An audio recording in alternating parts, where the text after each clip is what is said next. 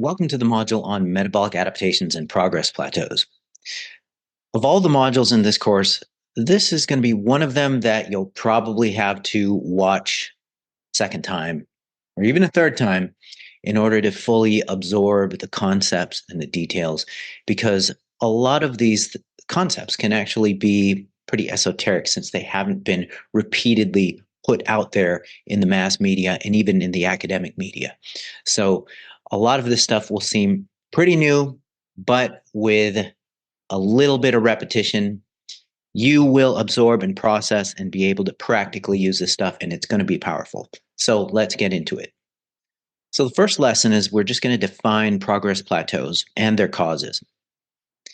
And then we are going to look at the definition of various metabolic adaptations and just look at the concepts underlying them. Lesson 3, we'll look at metabolic adaptation specifics, and we'll look at responses to overfeeding and underfeeding from the standpoint of metabolic adaptation. And in lesson 4, we're going to look at adaptive thermogenesis and adaptive thermoreduction. Big words, but we will make them palatable and digestible. Lesson 5 is going to be client education points and caveats about reporting and assessment accuracy. And then we will wrap it up with the concrete practical program adjustments. So let's start the first lesson by defining progress plateaus and their causes.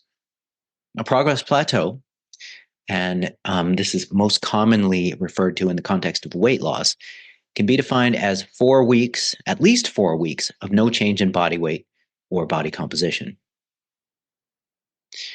It's arguably more safe to consider an 8-week period of stagnation as a genuine plateau. But I would say, at minimum, 4 weeks of no change in body composition would constitute a progress plateau. And I put a note for myself to discuss 3-month exceptions. And this is just a little anecdote on the side.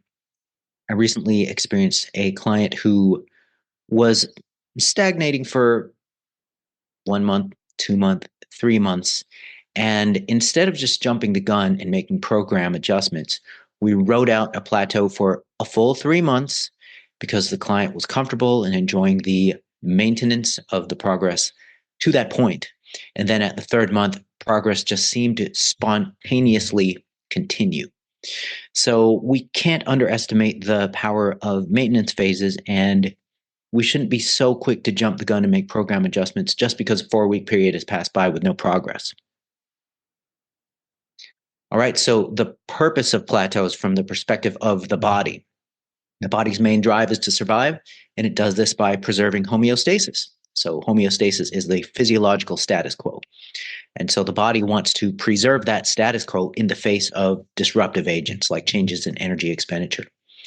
So the body perceives changes in energy balance or body composition as threats to homeostasis, and thus threats to survival. The body will therefore fight you on making these changes. For example, while you're restricting caloric intake to improve appearance, the body has no idea that you're trying to lose the last 5 pounds of body fat covering the bottom row of your six-pack. The body actually perceives a famine and thus a threat to survival. So what causes progress plateaus? And there's really only 3 reasons. First is a lack of adherence to the program, either non-adherence or a lack of consistent adherence. And there's also a lack of accurate reporting, which we're going to go over a specific research example in a few lessons to come. So the second cause of a plateau is arriving at a new point of equilibrium or energy balance. And in other words, you reach a legitimate point of a new maintenance status where energy intake and output are equal on an ongoing basis.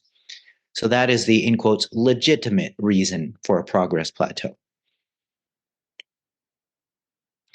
And then it could be a combination of the above, hence the need for extended assessment periods like 4 to 8 weeks to ascertain that you have arrived at a bona fide plateau. But in my experience, it is a lack of adherence or a lack of consistency of adherence that is really what drives the manifestation of a progress plateau. So this is how the body fights your efforts to change it.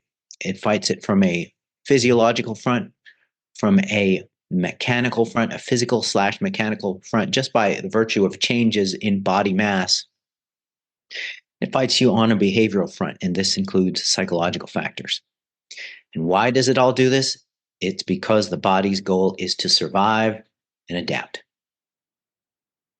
And with that, we have concluded the first lesson. I'll see you on lesson 2, where we do an overview of metabolic adaptation and look at some concepts and definitions.